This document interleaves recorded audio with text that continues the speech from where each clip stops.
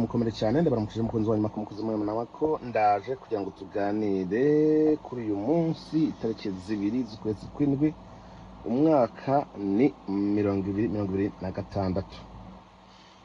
Uyu munsi nashimye kuvuga ku bintu bijanye no kwikukira independence, ubwigenge, uhuru biravana naho uherereye naho hengamiye, ariko ivyo nivyo nagomba ngo tuvuge kubera ko hari byinshi byerekana neza ko kwikukira bishoboka, ubwigenge bushoboka, ariko kandi bisaba abagabo b'ubwenge, bisaba abagabo batagira ubwoba, bisaba abagabo bazi icyo baharanira, bisaba abagabo ataraba inzara, bisaba abagabo babandi bumva ko naho baba batariho uyu munsi abari inyuma abo bareza abo bavyayi bazaba bariho. Rero maja mu makeyi Independence Day habayeho abakoroniza ibindi bihugu, barabikoloneza babigira uko bagombye, batwara itunga abene igihugu bakoresha mu nyungu zabo, hanyuma biza kuboneka ko bari mu ntwaro y'agacinyizo, intwaro y'igisuti, intwaro itatunganiza bene igihugu kavukire bene ivyo bihugu. Ibihugu rero bimwe birahatana birarwana byinjira muri niba ari CDN, Société des Nations ngira ngo bivamwo ko ibihugu byose byigenga byikukira, ibihugu byose byigira. Rero muri ivyo bihugu hari ibyaheze ku izina gusa independence, hasa tuvuge nk'igihugu cy'u Rwanda. Mpamvu nkunda kuvuga igihugu cy'u Rwanda, muzi neza ko ni igihugu cyacu, ni ibihugu by'amavukiro, ni igihugu gisangiye amateka u Rwanda n'u Burundi. Hari benshi bagize umwaka bavukira muri icyo gihugu mu bihe bibi, poleni sana wale wote ambao mlizaliwa Rwanda, ilikuwa ni mkosi mugabo birashobora kuvamo ikigwa. Hari abarundi bavukiye mu Rwanda, hari abatanzania bavukiye mu, hari abagande bavukiye mu Rwanda, abanyekongo sinakubwira, mwisanga mwabaye abanyarwanda mutarigeze mubisaba, ariko amateka yabigize. Abavyeyi banyu bagwa mu Rwanda, musigara muri abanyarwanda, iwanyu bamutahazi, abagize amahirwe mukamenya iwanyu, ni muvye mwishima. Rero naho biruko mwize byinshi. Hari abarundi benshi mu buhungiro twabanye mu buhungiro mu Rwanda, abo bisanze ari iki? Ari abanyarwanda, poleni sana. Hari abatanzania, hari abanyekongo, abo bose poleni sana. Igikuru kwaruka ngo mwige mukomere mubeho. Rero ejo habaye karasisi mpitanibuka ntekereza ibyo mu Rwanda kuva inkotanyi zaza. Jewe waba ngo navuze inkotanyi zije kubera ko ndavyibuka mbafite ishusho mbi, ibiboko 153 ku mwana w'imyaka 13. Hari ibyo ndeba nakumva umuntu ari kuvuga byo kuyayata, nabona ukuntu umuntu agomba gufata inkotanyi nk'abantu, nka leta, nk'abantu bagomba gukurikiza amategeko, nkabareba baba ari abakuze n'abatoya, nkabareba nategeze ibintu inkotanyi zagiye zikora, inkotanyi byo zagiye zitemagura abantu zita mu misarane, natekereza abantu bazagiye ziboha zita mu migezi. Noneho navyibuka nareba n'ibyo umuntu ari kuvuga ku nkotanyi nk'aba uyu nkuri tuvuga niki nkinumira, ntabwo ari abantu. Rero abo si abantu. Rero nico gihugu gisigaye kwizina mu bintu bijanye na independence, nta nubwo bashobora kugira. Oya, bo ubwabo barwanira ubwoko, iby'igihugu ntuvuge, bo ngo ni ubwoko bwabo, bagomba kurimbura abandi bantu, bo nibo bazanye ubuhinga bw'uko ubwoko bworoka ku isi. Nta bwoko nawe bworoka ku isi Imana itabigombye, ntabwo niba bitariho, nuko nyine cya giharo kizobandanya ari ico. Bya biharuro bizobandanya ari uko, kuvuga ngo muzobigira byinshi ntibishoboka. Nuko n'Imana yavuze ati babe bake beza, babe benshi beza, babe nuko. Nawe ugira ngo abashinwa nuko babyara kurusha abandi bantu oya, ariko hari akantu k'aka DNA kabarimo ko kuba ari benshi ku isi setu. Uvyanka uvyemera nuko biri.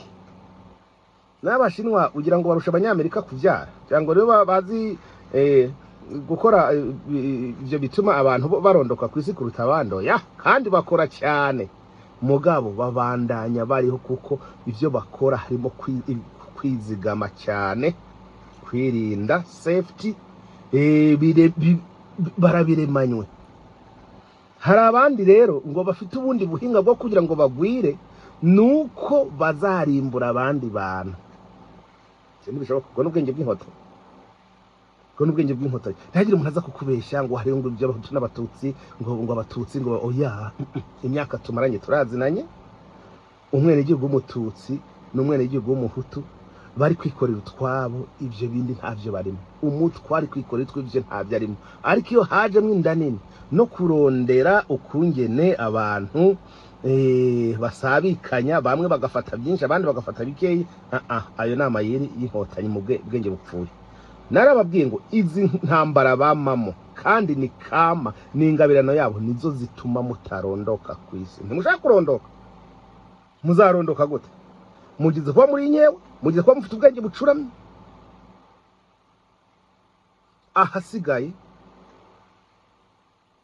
ngo mugomba kwishora mu ntambara, murafata abo babantu abo bahutu munabatutsi mukabarwanije batazi ibyo murimo, kumbe muri mu manyanga gusa yo kwiba, mwarangiza kwitatsa ngo muri kurwanya intambara y'ubwoko, kumbe ni ibisambo muri mwebwe uri kubakoresha, ni nabyo mwashimye gushyira imbere. Mwahera ngo mwaheze, muzorondoka gute? Abagabo n'abakobwa mubuze muri imyaka ihe, muzobabyara ryari bazovuka ryari? Mumbwire bazovuka ryari? Ntibishoboka rero. Icyo nicyo gihugu cyonyine gisigaye kuri independence yo kumunwa gusa. Hirya yejo muri Amerika azoba ari Independence Day, the 4th of July, biba ari ibindi bintu bikomeye. Nubwo za independence zimwe zagiye zibaho hasesetse amaraso inzira karengane nyinshi, mugo muri Amerika ubona ko bose bari kubihurizaho, barabihurizaho ko ari uwo munsi abene gihugu bakigina bakarya bakanwa bakagira gute. Iwacu bimeze gute? Muri Afrika bimeze gute? Ibihugu bifite independence ni bingahe? Abene gihugu reka da ntibanavyumva kubera iki twama mu ngwano. Rero ako gahugu kaho hakurya y'Akanyaru, hakurya y'uruhu, ako gahugu karabasha n'umuvumo wagatasheho umunsi inkotanyi zifashwa na Amerika. Mugabo bimeze nabi uko bimeze ngo ntibigeze kubana. Reka turabe ejo le 1er juillet hari ejo haheze. Reka turabe rero the 4th July Amerika nuko gira ngo iri kuvuga rumwe neza nako gahugu simenya. Reka turabe kandi umwaka wacize mu byibuko uko byagenze.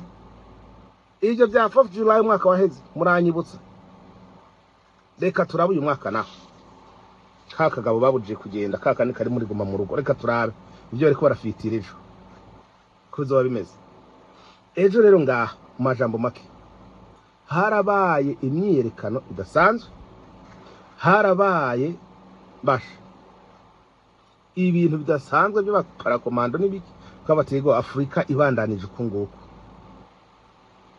Bakamenya kwicungira, akamenya gucungira igihugu, abacungira bene igihugu, abacungira imbezi igihugu.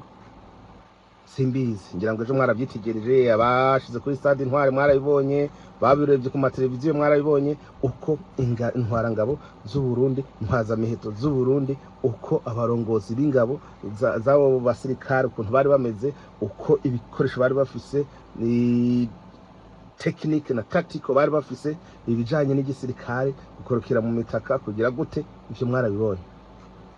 Narigeze kubabwira mwebwe inkotanyi ndabaga ati jewe ngo ngwane n'igisirikare cy'u Burundi no gwana n'ibisirikare bitanu bya Kongo zibaye zitanu.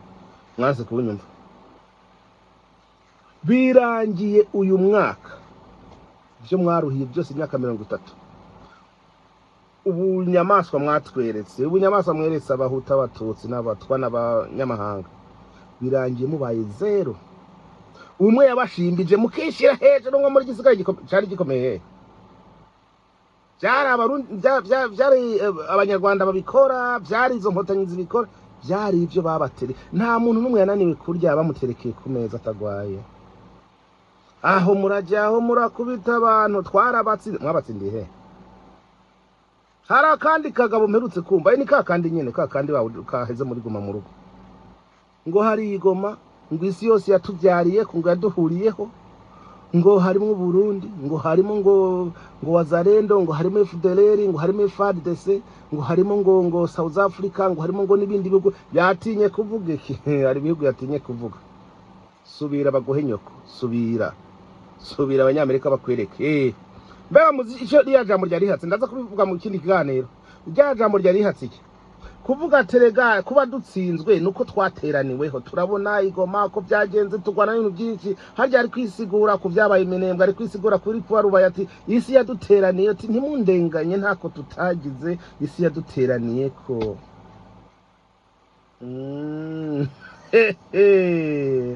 Ndabashinyitse kwa kweri mbatwenze, nozindukira ku mutwenzi. Yego kweri. Rero reka mbareke ikiganiro kitaza kuba kirekire, negira amahirwe ndaza kubona live nze gukora ikiganiro gitomoye.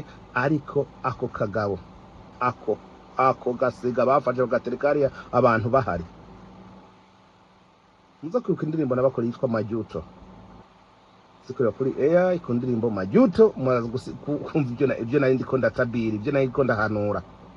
Bwana Majuto rero ari kwisigura ati ntimundenganye ko dutsinzwe intambara, ntimundenganye ku butegetsi buducitse, no kubera ko isi yose yaduteraniye. Murakoze rero mugira amahoro Imana mukunzi wanyu mako turi kumwe. Bye bye.